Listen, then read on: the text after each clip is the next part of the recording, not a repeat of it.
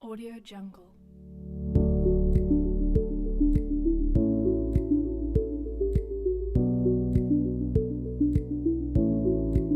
Audio Jungle. Assalamualaikum warahmatullahi wabarakatuh. Perkenalkan, saya Marsha Melani dan rekan saya Listiana. Kami dari kelompok 10 PGMIB. Di sini kami akan mempresentasikan hasil diskusi kami yang berjudul Hukum Non Mati dan Tanwin. Yang pertama saya akan menjelaskan tentang pengertian hukum non mati dan tanwin. Non mati atau nun sukun adalah nun yang berharokat sukun sehingga tidak dapat dibunyikan kecuali diawali dengan huruf lain yang hidup atau berharokat fathah, kasroh maupun dhammah. Sedangkan menurut istilah nun mati atau nun sukun adalah nun yang tidak berharokat tetap pada kondisinya ketika wasal dan wakof secara pengucapan maupun lisan. Tidak berharokat di sini maksudnya adalah tidak dapat dibunyikan kecuali diawali dengan huruf hidup yang berharokat.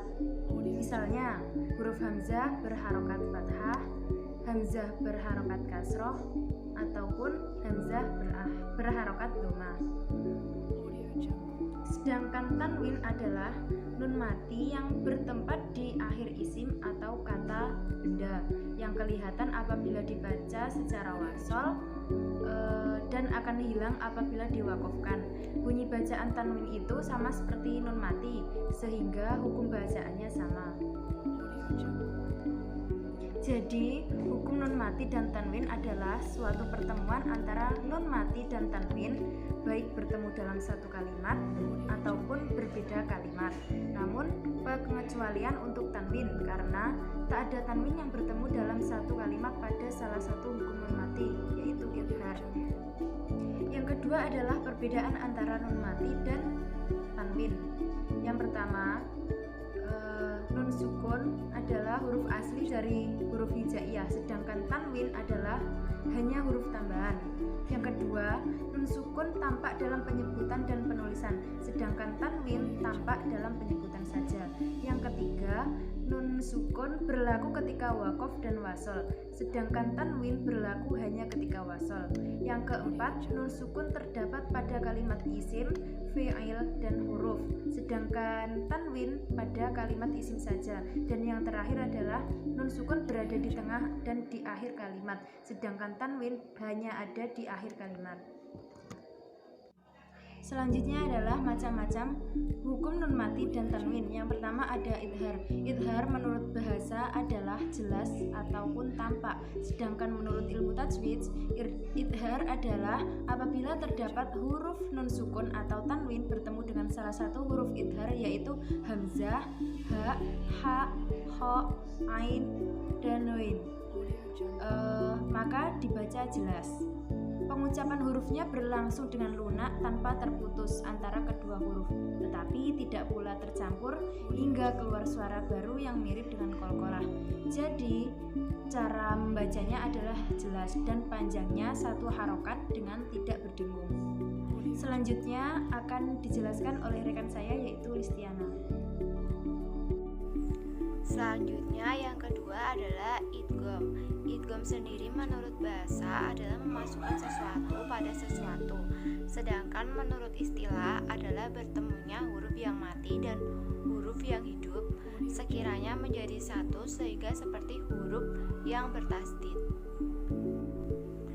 Adapun idgham menurut pengertian ilmu tajwid adalah apabila nun sukun atau tanwin bertemu dengan salah satu 6 huruf, yaitu ya, ro, lam, wawu, dan nun, maka dinamakan idgham. Idgham sendiri dibagi menjadi dua. Yang pertama yaitu idgham biguna atau idgham nakis, yaitu apabila nun mati atau tanwin bertemu dengan salah satu idgham, yaitu wawu, mim, ya, tidak dalam satu kalimat. Cara membacanya yaitu dengan memasukkan huruf yang mati ke huruf di depannya, yaitu dengan disertai dengung. Yang kedua yaitu idgham bilaguna atau idgham kamil. Idgham Bila guna atau idgham kamil sendiri yaitu apabila nun mati atau tanwin bertemu dengan salah satu huruf yaitu ro dan lam. Adapun cara membacanya yaitu dengan memasukkan huruf yang mati ke huruf hidup di depannya disertai dengan dengung. Kemudian selanjutnya adalah iqlab. Iqlab memiliki makna mengganti atau menukar, yaitu bacaan nun mati atau tanwin diganti dengan huruf mim apabila bertemu dengan salah satu huruf hijaiyah yaitu ba, maka cara membacanya berdengung. Adapun pedoman membacanya yaitu apabila ada nun mati atau tanwin bertemu dengan huruf ba, maka dibaca iqlab, yaitu suara nun mati atau tanwin diganti dengan mim disertai dengan dengung. Kemudian yang terakhir adalah ikhfa. Menurut bahasa, ikhfa adalah penutup atau sembunyi. Sedangkan menurut istilah, mengucapkan huruf yang mati dan sunyi dari tasdid yang telah disertai dengan dengung pada 18 huruf yang pertama yaitu nun mati atau tanwin. Adapun pedoman membacanya adalah apabila nun sukun atau tanwin bertemu dengan 15 huruf, maka harus dibaca ikhfa, yaitu dengan menyamarkan bunyi huruf nun mati atau tanwin ke dalam huruf di depannya. Sekian presentasi dari kelompok kami, kurang lebihnya mohon maaf. Wassalamualaikum warahmatullahi wabarakatuh. Audio Jungle.